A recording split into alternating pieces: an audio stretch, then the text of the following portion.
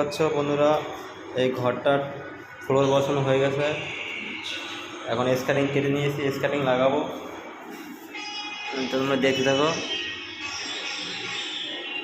স্ক্যানিংটা লাগানোর পর কেমন লাগে ঘরটা। এই দেখো স্ক্যানিংটা লাগানো হলো, সবে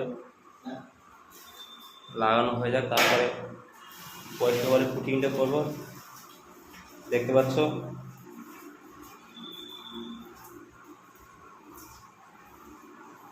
এখানে একটু বাকি আছে।